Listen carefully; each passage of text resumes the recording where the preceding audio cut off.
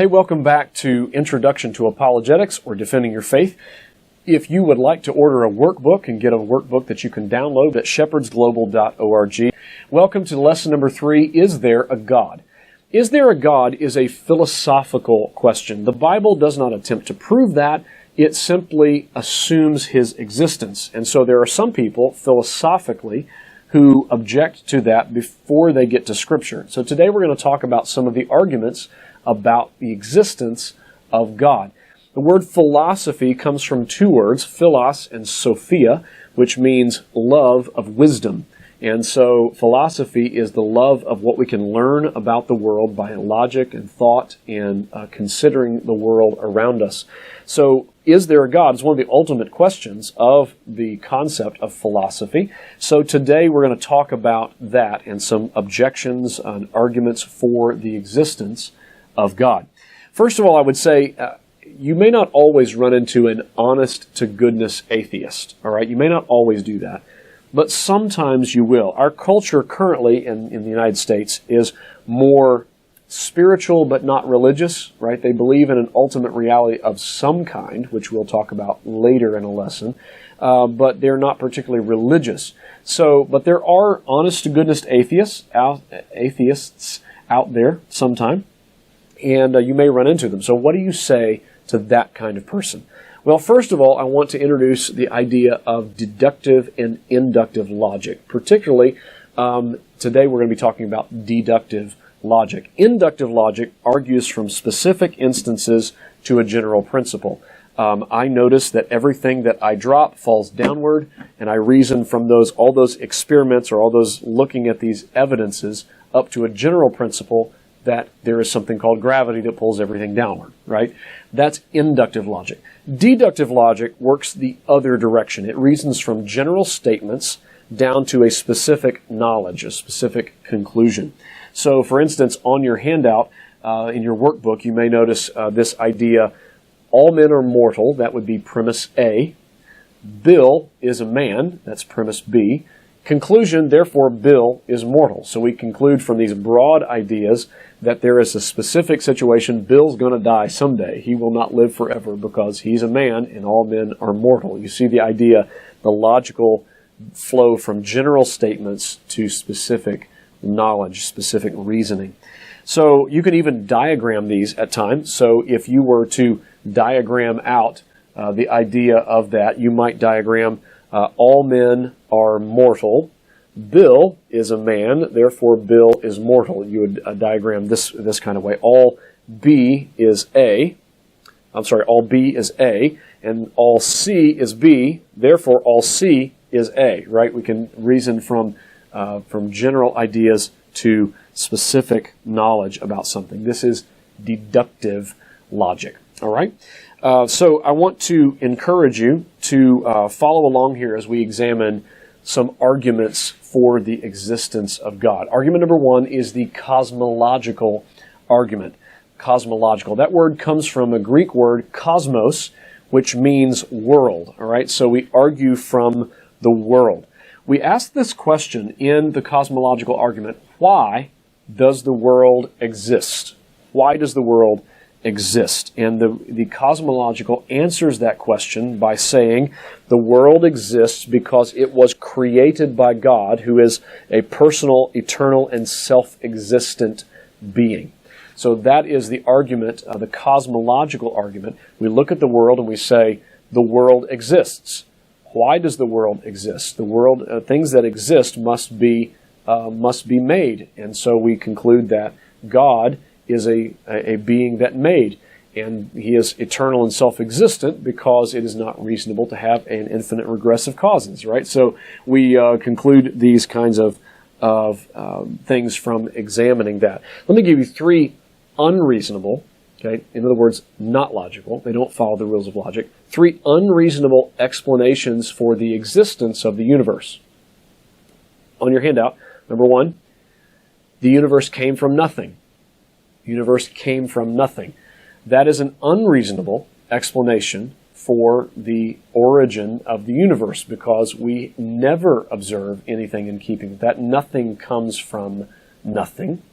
All right, so nothing springs spontaneously into existence.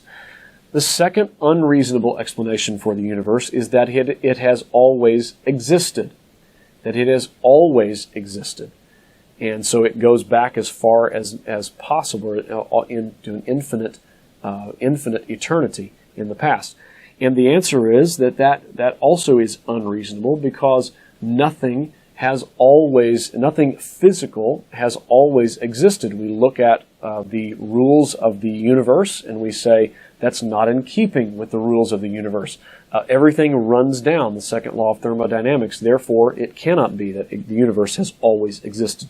The third one is that the universe came from matter or energy, that the universe came from previously existing matter or energy, such as the idea of the Big Bang.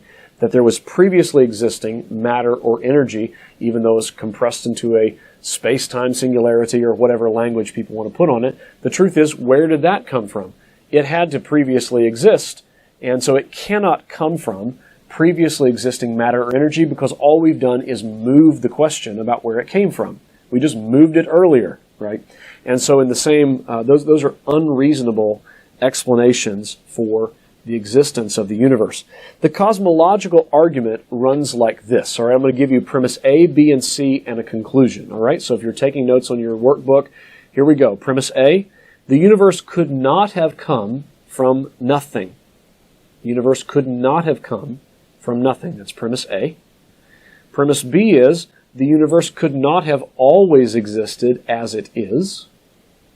That's premise B. Premise C is the universe could not have come from impersonal matter or energy. There is too much order and beauty in the universe, and so it could not have come from impersonal, previously existing matter or energy. The conclusion, therefore, is that therefore the universe must have been created by a personal, eternal, self-existent being. A personal, eternal, and self-existent being, not bound by the rules of matter. So he's eternal, not bound by the rules of time. He's eternal, and an intelligent being able to design. So therefore he's personal, and not created. So therefore he is self-existent. So if the universe had a beginning, it had a cause.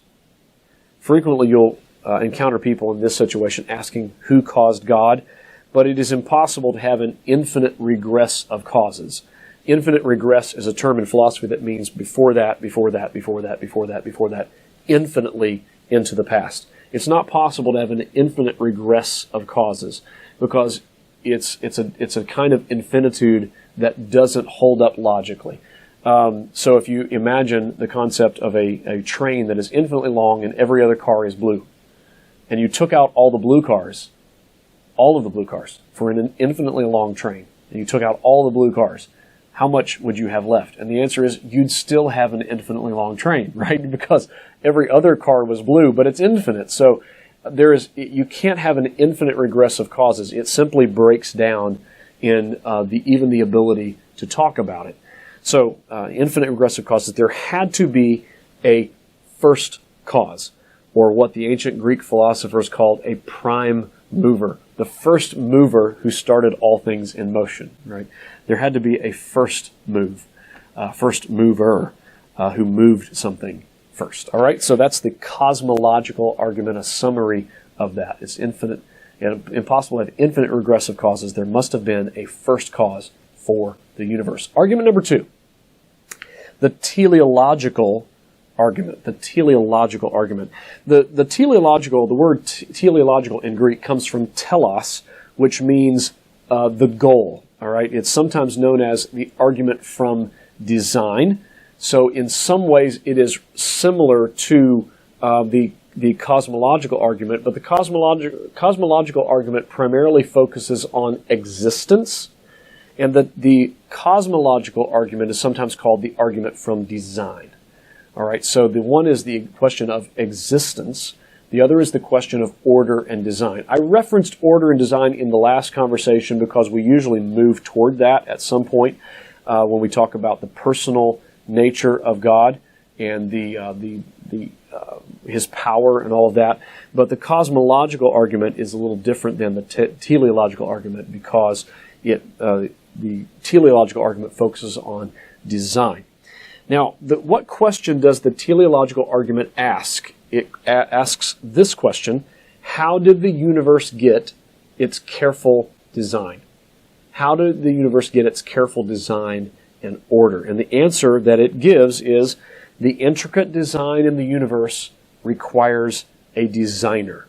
So the intricate design in the universe must require a designer. Information that is ordered is evidence of someone doing the ordering, right? We will talk more about creation and DNA and things like that in the creation lesson, but let's just consider for a moment the idea of DNA, all right? So there is order in DNA. The longest novel in the world is a novel by Marcel Proust, the French novelist, and that novel contains an estimated 9,609,000 letters and spaces, right? 9,609,000 letters and spaces. No one would hold that novel by Marcel Proust and say, this novel came about as random chance. There was an explosion in a printing factory, and here we have this novel. No one would conclude that. But DNA is a 3 billion character description of you. It's an interchangeable, interlocking system where sections of it interplay and affect other sections, right? And it changes the meaning of other sections of DNA. It is an incredibly complex system, far more complex than 9.6 million characters and spaces in that novel.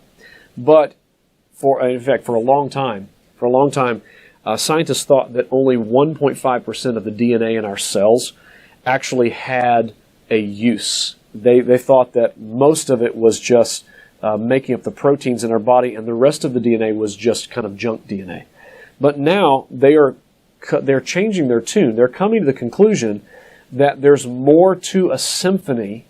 It's kind of like a symphony. There's more to a symphony than just the notes, right? There's interpretation.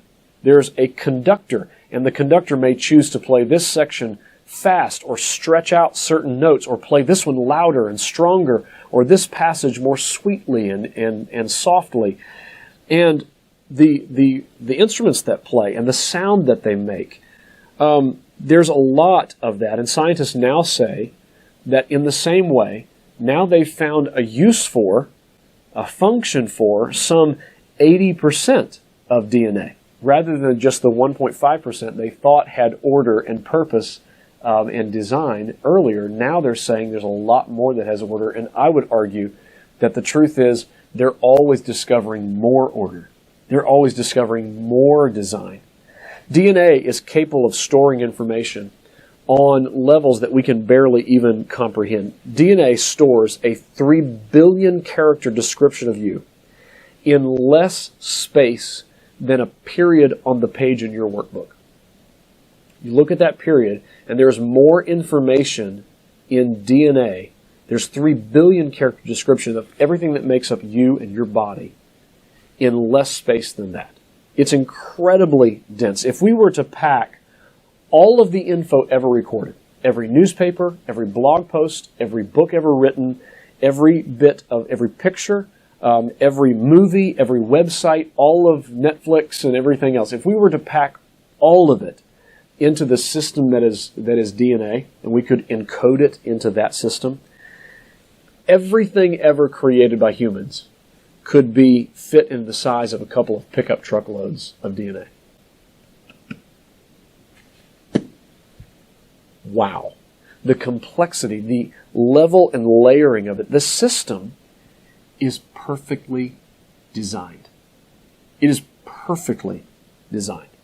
Now, with all of that being the case, what you need to know is that if there's that kind of complexity, it is far more likely that came about as not as random chance, but by a designer. And that's the essence of the teleological argument. It is the essence of there is design, there must be a designer. Number 3, the moral argument for Christianity. The moral argument. What question does the moral argument ask? Here's what the question the moral argument asks. It asks this question: why do humans have an inborn sense of right and wrong? Why does humanity have an inborn sense of right and wrong? And the second question, or the answer that it gives, is this: humanity's sense of right and wrong comes from God, the supreme lawgiver who gives us morality. All right, so humanity has a sense of right and wrong, and that comes from the supreme lawgiver who has given us his morality. Now, C.S. Lewis talked frequently about this in his writing. His book, Mere Christianity, he uses a concept, a word that I have in your notes, and that is oughtness. All right, the word ought with ness after it, oughtness. And so he calls this something that we feel some things ought to be and some other things ought not to be. We have that sense that that is true. And even if we disagree about what those things are, right, a lot of times relativists or atheists will make the argument that, well, not every culture considers lying wrong, or not every culture considers adultery wrong. I know that's true, but the point is that every culture has an ought and an ought not. They do believe something is right and something is wrong. Every culture believes that that is true. And so, therefore, the question is, what conclusion do we bring from this oughtness that we have?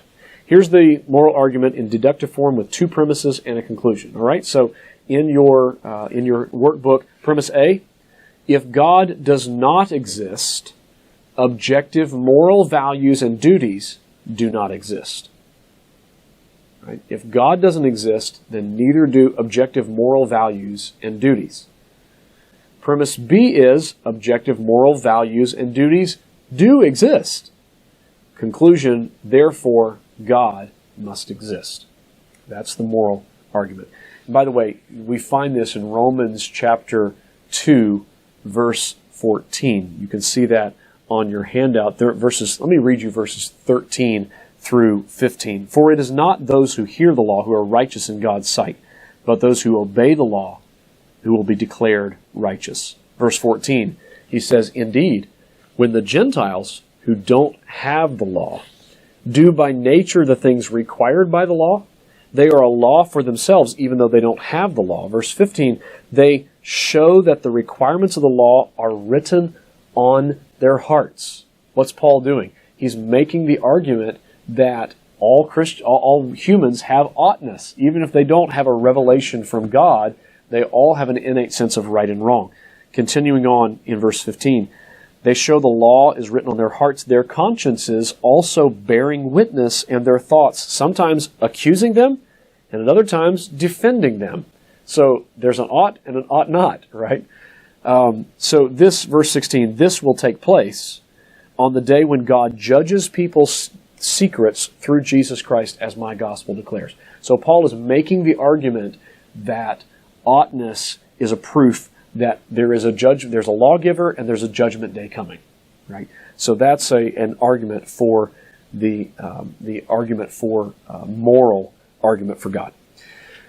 3 questions that I want to deal with right now, because the most common objection to the existence of God is this objection: how could a good and all-powerful God exist if there's evil in the world? Right? That's the most common objection to the existence of God. I don't know if you know that, but it is the most common objection to God existing. And so I want to give you 3 possible ways to deal with that. All right? 3 possible ways. First of all, number 1, evil is the result of man's free choice to disobey God. So evil is the idea that is basically the removal of moral goodness then.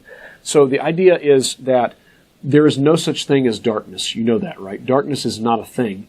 Darkness is the absence of something. When you close out light, what you have is darkness. It is the absence of light. Darkness does not exist. The same thing with cold. Cold does not exist. Cold is not a thing. It is the absence of something. It is the absence of heat. The relative absence of heat is what cold is. In the same way, we say that evil is what happens when we freely choose to disobey God. When we close out moral goodness, all that is left is called evil. Right? So that's the first way that you can deal with that question. So, in fact, on your handout, moral evil is the root cause of natural evil, although it is not a direct cause. It is the presence of natural evil, which would be floods, venom, poison, hurricanes, cancer, right? Natural evil in the world is the result of moral evil. So when moral evil enters the world and we shut out goodness, all that is left behind is evil. And so that moral evil corrupts the world, has corrupted the world, and created natural evil. The second thing that's on your handout that is important to know is that the problem of evil implies that there is a God. The very fact that somebody recognizes there is a problem with evil implies that there is a God. So good and evil are inherently comparative terms. You can't even talk about good without assuming evil. And you definitely cannot talk about evil without assuming there's something better, right? They are inherently comparative terms. And so it implies then that there's a measuring stick somewhere that defines what good is. I can't say something is short without assuming that there is something by which it is being measured and it isn't measuring up to it, right? So the idea that something is short implies a measurement. The idea that there is something evil implies that there is good, and that good is the objective measuring stick. Evil is inherently comparative. In the same way, you might say if something is bigger. So well, I'm talking about bigger. You say, well, bigger than what? Oh, no, nothing big. It's just bigger. Well, no, you understand immediately that the concept of bigger is a comparative term. In the same way, evil is a comparative term. Evil compared to what? Why would you say it's evil? Well, there's something better. Exactly. It implies the existence of a measurement, and that measurement must be God, ultimately. Number 3, God has provided an answer to the problem of evil and suffering. God has provided an answer to the problem of evil and suffering. People say, well, I can't believe in a good God. There's so much evil and suffering in the world. And I would say, well, the truth is that God's provided an answer. He's provided an antidote to that. He's done something about it. He entered history. Jesus came. Let's look at, on your handout, Christianity asserts that God has already done something about evil. The incarnation, the death and resurrection of Christ, and His future return, right? He's already done something. Secondly, Christianity asserts that God is still accomplishing the defeat of evil through the spread of His good news. So as we spread the gospel, we assert that the spread of the gospel helps to overcome evil. It overcomes moral evil, and it helps to assuage and deal with and treat natural evil in many different forms. That's why hospitals are named after Christian denominations. Have you ever noticed that? Frequently, Christianity has been the one that does the most about natural evil in the world. Why? Because we believe that moral goodness compels us to spread the news of moral goodness in the world and spread good natural goodness through the world as well. Treatments and help and therapy and all sorts of things, and health and wellness. We also deal with moral evils like slavery and things like that. We believe that we are responsible we are accomplishing the defeat of evil through the spread of the good news. And then the next fact on your handout is that Christianity teaches that God has told us about this by revealing Himself through His incarnation, revealing Himself. Try it again. Okay. That God has, try it again, 3, 2.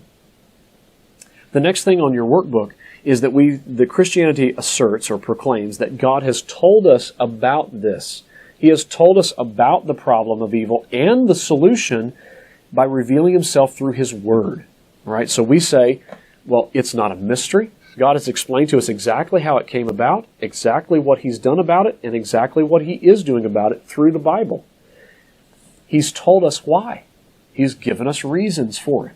So and solutions for it as well in the Word.